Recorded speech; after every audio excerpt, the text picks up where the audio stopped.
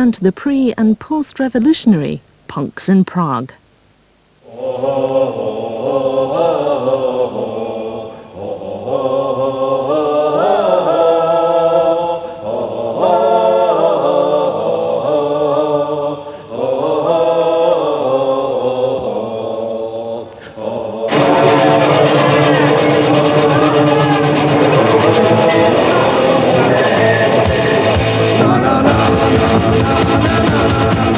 I think that in Czechoslovakia, especially in Prague and big cities, punk still lives, because many of my friends says that when I live, punk never die.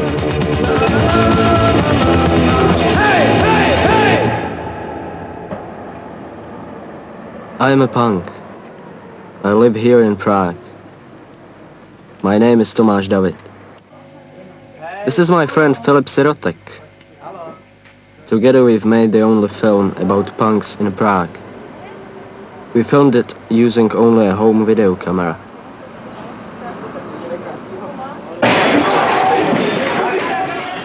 This is where punks drink. On this night, 60 skinheads armed with baseball bats attacked us. We were there to film some of my punk friends. We took cover and continued to film. Scenes like this were unknown before the revolution. The police are now struggling to control it. There are about 400 punks in Prague. Before the revolution we were punk because we hated communist society. Now punks have a new enemy.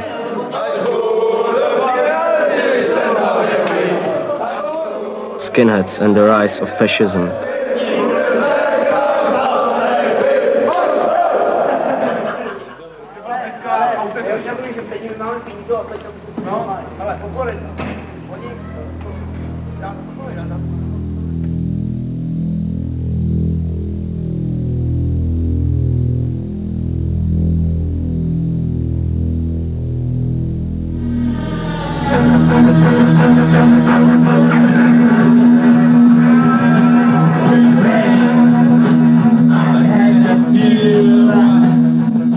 I became a punk 3 years ago when it was forbidden.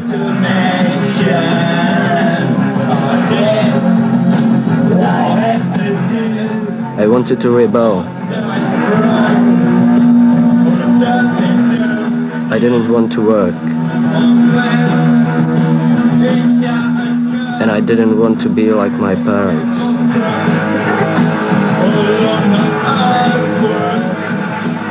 So I did it my way and became punk.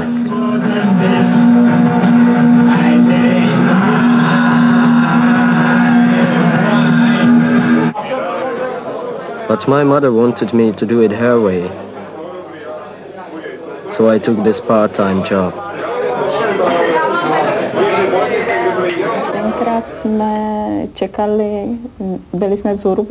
This is my mother. My family is middle class. Father is a lawyer. My mother is telling you how shocking it was when 3 years ago I came home looking punk. And to be punk in Czechoslovakia, you had to be very determined. It wasn't just a fashion. Very difficult here to get punk clothes. It wasn't like in Britain that you can walk into a shop like normal person and you can leave it like punk.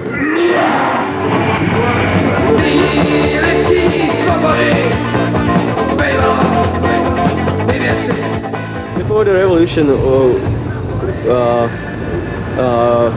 we had been controlled every week many times by police just because of our haircut and clothes. Sometimes they took us to the police stations and we had to be there 4 or 5 hours without any information from the police why we are there. So it was, I think, terrible, and nobody in England can imagine it.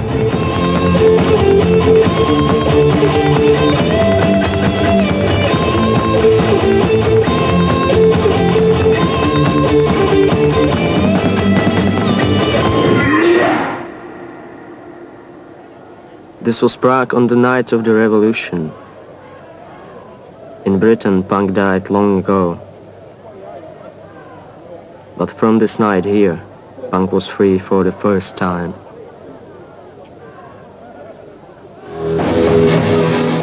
We can have some dress, we can have such hair, we can. It's some kind of freedom.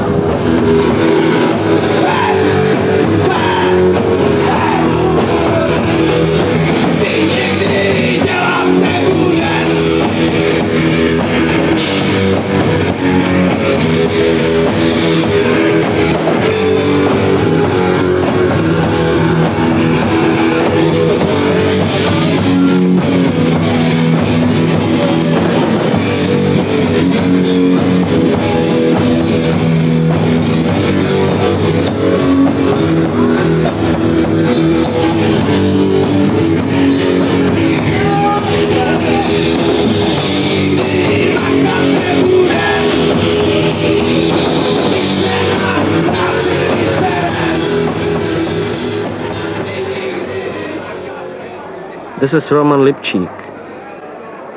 He's a top music journalist in Prague.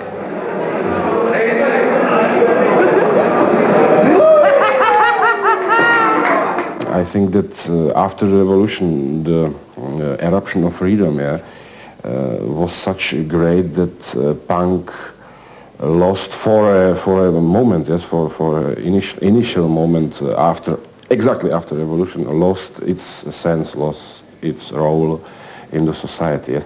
Now it becomes to play more and more the same role like before revolution, because establishment is again established. Yes. So now it's possible to be against something. Punks are anti-establishment. We didn't like communism. We don't like the new government either. We sing about changing society to make it better. But some punks try to go further. Early this summer, some punks tried to overthrow our new government with guns.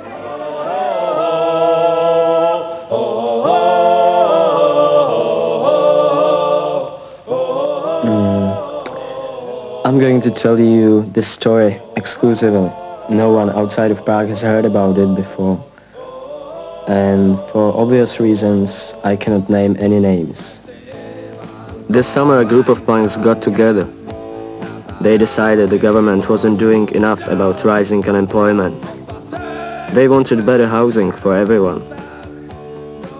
So they planned a coup and headed south to Yugoslavia to buy guns. The troubles there had just started.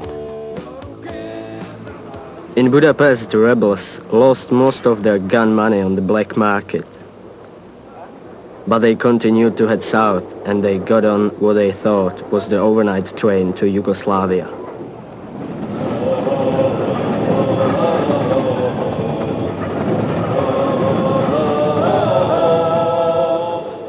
At dawn, they reached the border, but it was the wrong border. When they looked out of the window, they weren't in Yugoslavia. They were over 100 miles further north, in Austria. The only coup in history to be foiled by catching the wrong train.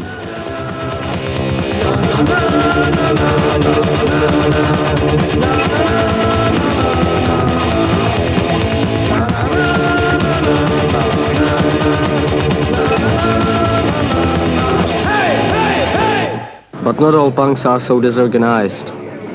This popular band, Red Silas, and its followers have formed a political group.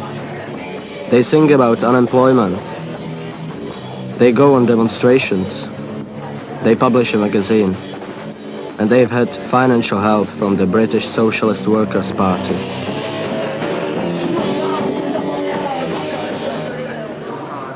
Political meetings like this were banned before the revolution.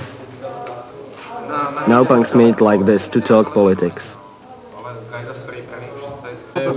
This is Jarda, lead singer with Red Silas. Jsme se šli vykřičet, vyloženě vykřičet. Sebrali tam pár lidí, tím to skončilo, byla tam ohromná bitka. He writes the lyrics and the magazine. But what we all have in common is our wealthy backgrounds. I come from a very rich family. My father works he's a chief of casino, my mother is a journalist. They don't understand me because they have different thinking. They want only money, and that's all. And this is Mojmír Čapek.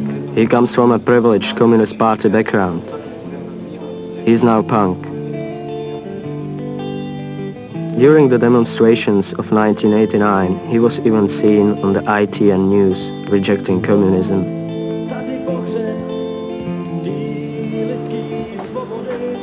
He turned his back on his luxurious lifestyle for this.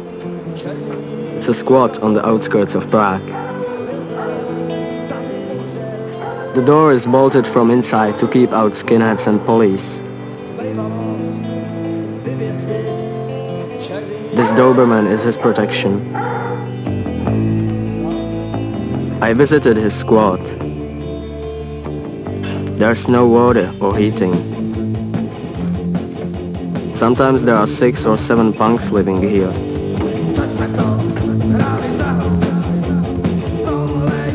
Mojmír has this bedroom to himself. I asked him what difference the revolution has made to his life. To my life, nothing. I think this revolution has been only change of the places. Change regimes? Change regimes.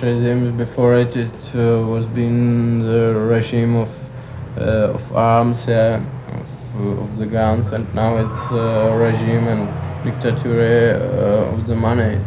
So I think it isn't big difference.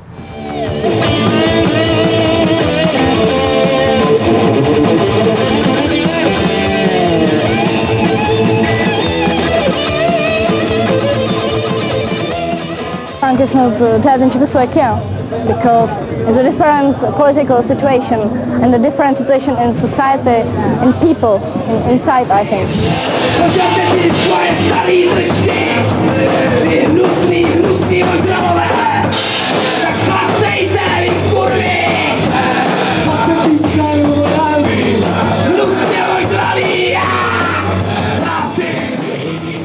Punk might not be dead, but it's in danger of dying.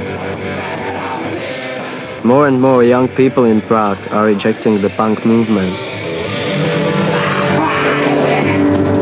They prefer something more extreme. Skinheads. Now skinheads, I think, are the true political movement.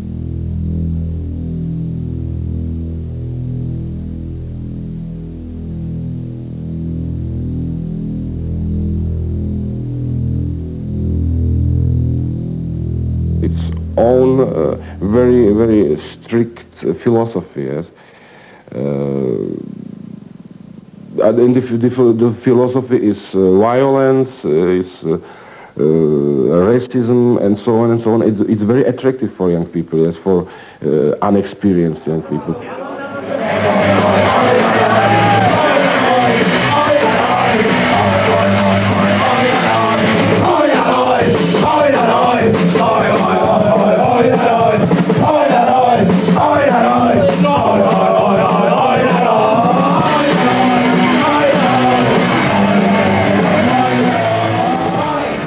We were punk, mostly. What I know, we were all punk, but it started to be boring for us, to be punk and to be anarchist, and we wanted to make something who has some sense also. And problems with gypsies increased very quickly in the half of 80s. And for us skinheads were racial, what we knew from newspaper and so on. So we decided to be skinheads.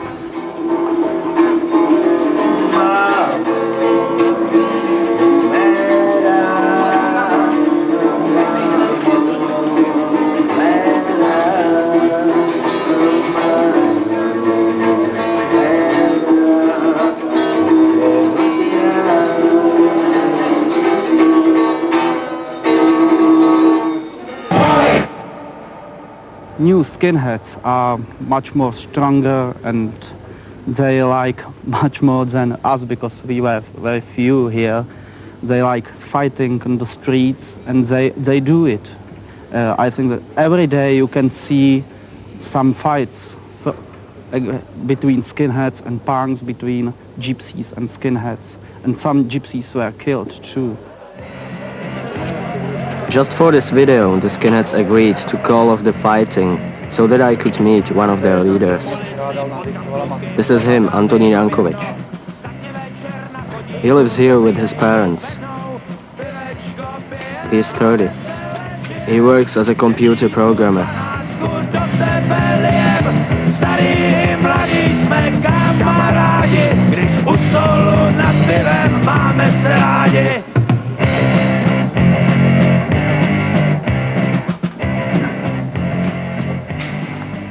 I went to ask Antonín about the growing skinhead movement.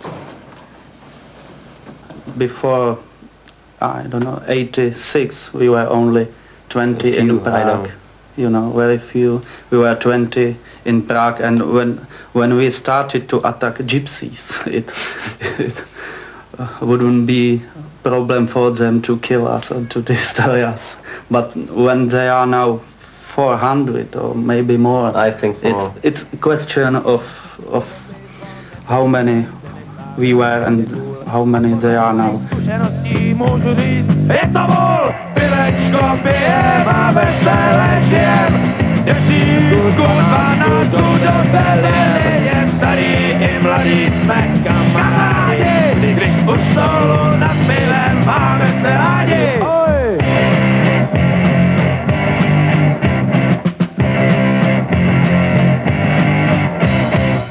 Czechoslovakia is about twice bigger than Austria, and when you make a best-selling record in Austria, you sell it in number of 10,000 copies. So comparing to that, 115,000 copies is really a lot.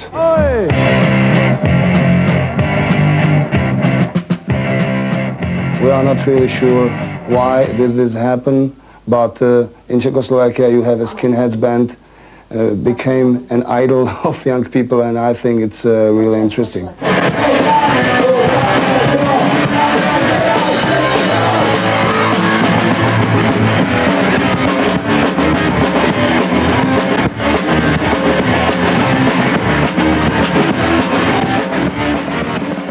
I think about any problems, politics of Czechoslovakia, gypsies problem or Negroes problem.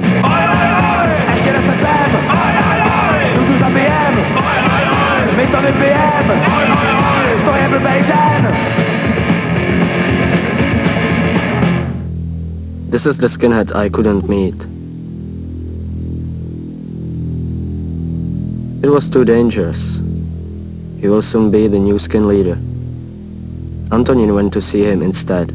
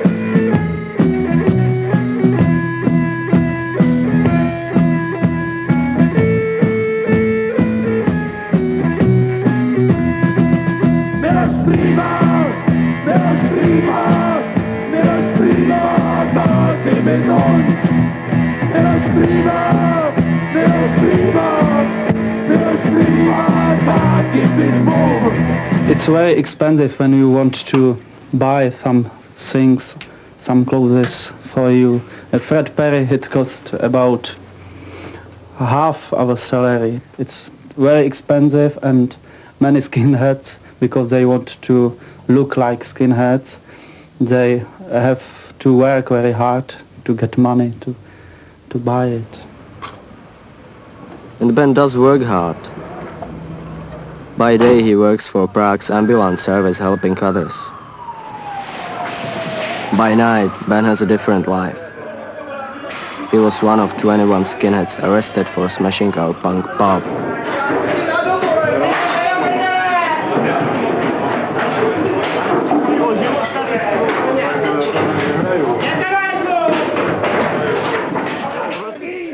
This is me outside after the fight.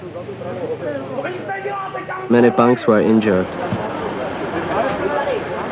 But it was Ben's ambulance colleagues who had to help the wounded punks. Ben, meanwhile, was in custody at our police station. He wasn't sorry. The skin said they were protecting the nation from punks.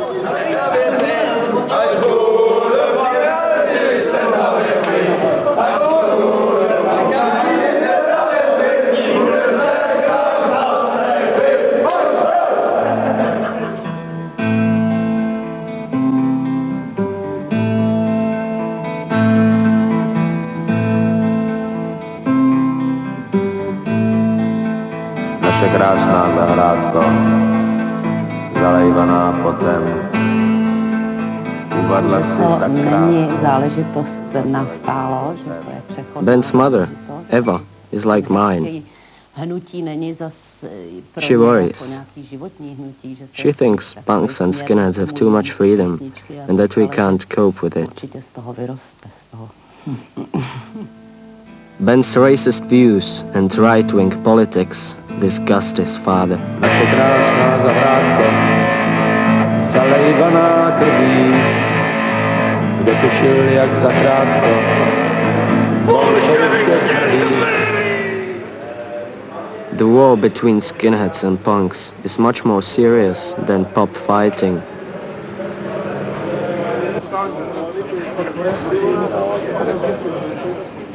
It's a battle of ideals, and one that punks could well lose as the rise of the right wing continues in our country. Even this one-time left-wing journalist has swung to the right.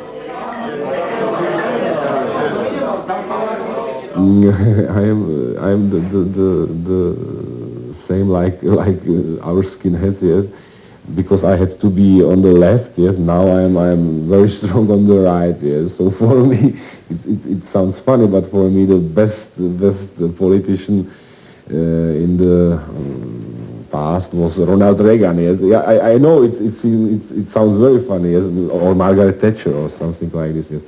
But it's a reaction on the situation before, yes. To be left now, I'm strongly right. But I'm like a pendulum too, yes. I will stay in such a middle position, I believe and I hope. But if the pendulum doesn't swing from the right, the future of our country is once more in danger.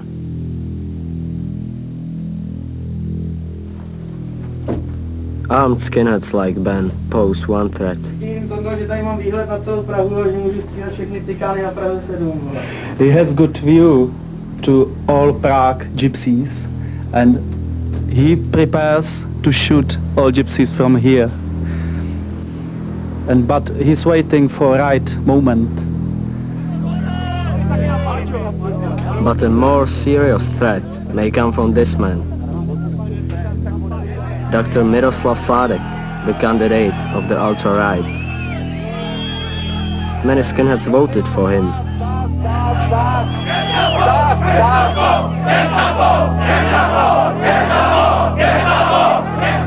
Like them, he too has a simple solution. Czechoslovakia for Czechoslovakians.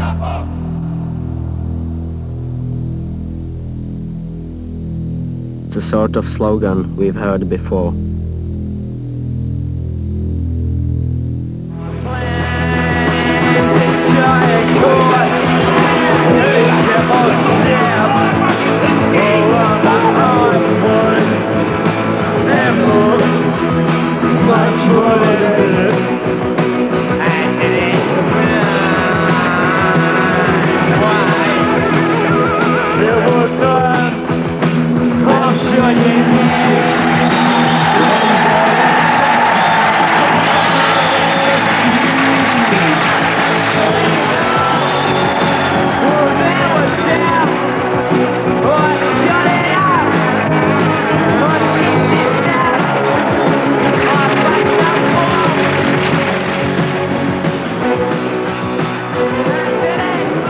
I think that punk is still alive.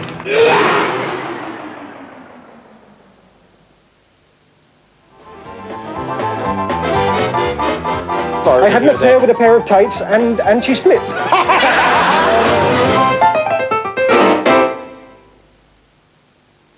Venice Beach, Los Angeles, another young, groovy, sporting and exotic location for a brand new series of words. Starting Friday 11:15 on 4. Word. Next on 4, punk from both sides of the Atlantic. Footage of the Sex Pistols' US tour and their last performance, rolled together with opinions from Mary Whitehouse and Sid and Nancy, to bring you DOA.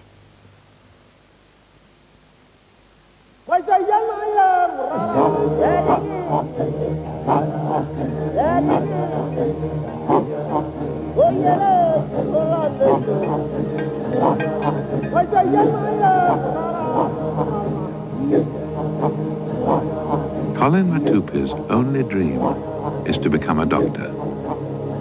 His friends call him Kitabo, the book. You can see why. But Colin lives in a village too remote to be connected to the electricity grid. Which means that when the sun goes down, he relies on solar-powered lighting developed by BP. Well, what did you expect? This is the 1990s, you know. Supplying solar power to remote parts of the world is one of the things BP is doing today for all our tomorrows.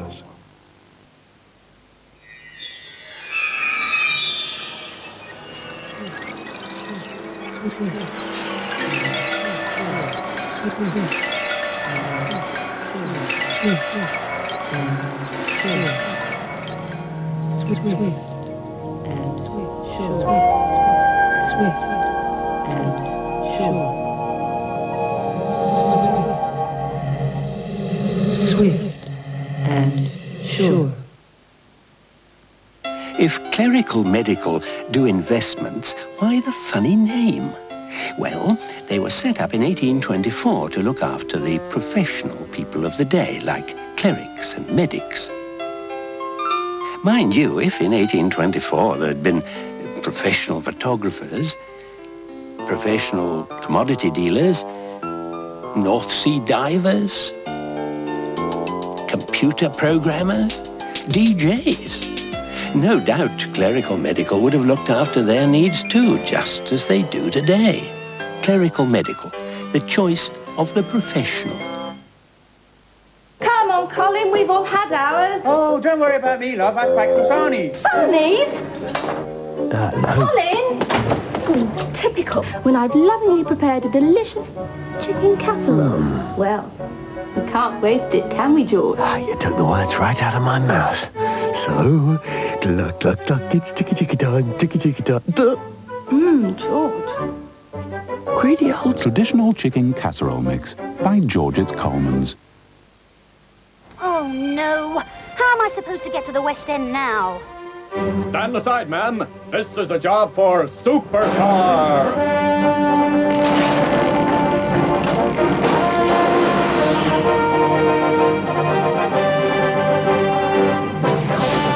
Is it a train? Is it a tube? Is it a bus? Yes. Oh, thank Don't thank me, ma'am. Thank Supercar. The one-day travel card. Half train, half tube, half bus. Hollywood's sexiest star Patrick Swayze reveals what really turns him on. Plus, Princess Di's personal trainer shows you how to shape up. Buy the Sunday Mirror this Sunday.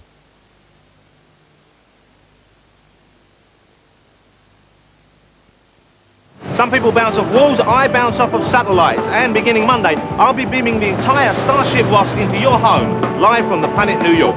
It's an adventure that's out of this world, right here on Channel 4.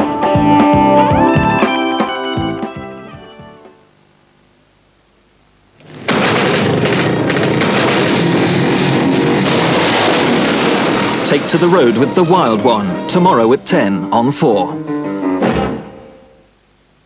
And it's going to be pretty wild tonight with all the action of this week's American football in Red 42 at 2 a.m.